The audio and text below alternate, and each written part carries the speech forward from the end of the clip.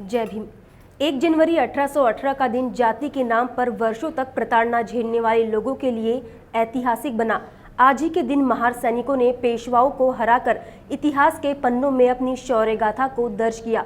ऐसे वीर सैनिकों को शत शत प्रणाम।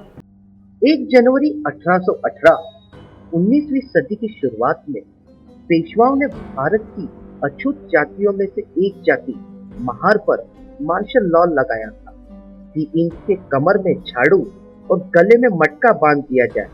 ऐसा व्यवहार महारों के खिलाफ इसलिए किया जा रहा था क्योंकि अशोक काल में ब्राह्मणों को नागवंशियों ने सबक सिखाया था, जिसके परिणाम स्वरूप पेशवाओं द्वारा महारों पर अत्याचार किए गए।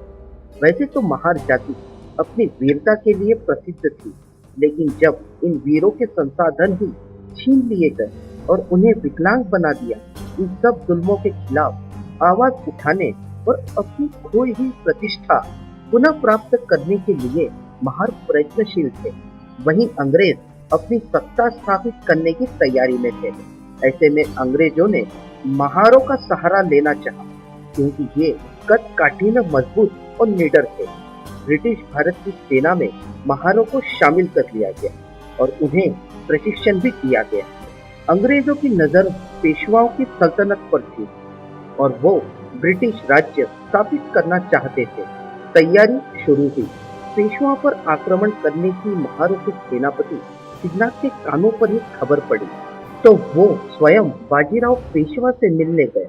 ऐसे में सिद्धनाथ ने पेशवे से कहा कि हमारी इच्छा अंग्रेजों की तरफ लड़ने की नहीं है। अगर हम आपकी ओर से लड़े और अंग्रेजों को भगा दे तो तुम्हारे राज और सेना में अछूतों को क्या स्थान मिलेगा। लेकिन इस बात को बाजीराव ने अस्वीकार कर दिया और कहा कि सुई के एक कण जितना स्थान भी तुम महारों को नहीं मिलेगा। पेशवा के जवाब से सिद्धनाथ झल्ला उठे और कहा, आज तक तुम्हारे अत्याचार सहते रहे हैं, लेकिन अब इतिहास बदलेगा। ये महार तुम्हें बताएंगे। यही युद्ध की घोषणा थी। पेशवाओं के अत्याचार से वैसे ही महार त्रस्त हो उठे थे और महार शूर अब युद्ध करने की सोच में थे। इतना कहकर सिद्धनाथ चले गए। दरअसल पेशवाओं के अत्याचार से शूद्र त्रस्त हो चुके, उनके पास बस एक ही जरिया था कि वो आवाज उठाएं और अपनी मुक्ति के लिए लड़े। अब महार ब्रिटिश कालीन का हिस्सा थे और पेशवाओं के आह्वान से चिंगारी और बढ़ने लगी। शूद्रों की सहनशीलता अब जवाब देने लगी थी और कहते हैं, जब बर्दाश्त की हद पार हो जाए तो क्रांति जन्म लेती है। ऐसा ही हुआ और फिर शुरुआती समाज परिवर्तन के ऐतिहासिक लड़ाई की और शूद्रों ने पेशवाओं के खिलाफ युद्ध का बिगुल किया। भीमा नदी के किनारे बसे कोरेगांव की ये बात है। 1 जनवरी 1818 मुंबई के नेटिव इन्फेंट्री के 500 जवान, जो सभी महार जाति से थे, 250 घुड़सवार और 2 तोपे, कैप्टन स्टोटन का नेतृत्व और सामने पेशवाओं के 25,000 से भी ज्यादा पैदल सैनिक और 3,000 घुड़सवार। इनका सामना होने से पहले कैप्टन स्टोटन 25 मील पैदल चलकर 1 जनवरी 1818 में कोरेगांव पहुंचे थे। जवान थके हुए थे और युद्ध शुरू हुआ। महार सेना का नेतृत्व रत्नाथ, सतनाथ और चकनाथ कर रहे थे।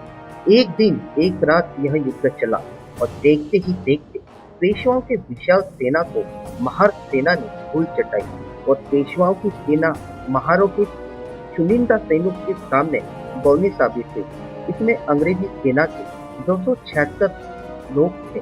लड़ाई के धरातल पर महार सैनिकों का बल दुनिया ने देखा और इतिहास इस घटना से गौरवान्वित हुआ। युद्ध में वीर गति को प्राप्त शहीदों की शहादत आज भी अजर अमर है और कोरेगांव के 75 फीट ऊंचे स्तंभ पर दर्ज है। इस क्रांति दिन और जवानों की शहादत को याद करने बाबा साहब हर साल इस स्तंभ पर जरूर आते थे, क्योंकि बाबा साहब का मानना था कि उस समय महारों ने लड़ाई लड़कर पूरी दुनिया को साबित किया कि सेवा करने वाले हाथ वक्त आने पर अपनी और औरों की रक्षा भी कर सकते हैं, अपने मातृभूमि और आजादी के लिए लड़ भी सकते हैं। लगभग 2000 साल तक जाति के नाम पर प्रताड़ना झेलने वाले शूरों ने भीमा कोरेगांव की भूमि पर अपना शौर्य दिखाकर अपने अपमान का जवाब दिया और अब तक के इतिहास में सबसे बड़ी लड़ाई लड़ी। इसलिए बाबा साहब भीमा कोरेगांव की भूमि पर हर साल नमन करने आते थे। हम इस गौरवशाली दिन के अवसर पर वीरों को उनकी शहादत को नमन करते हैं और इस कार्यक्रम के माध्यम से उन्हें श्रद्धांजलि देते हैं।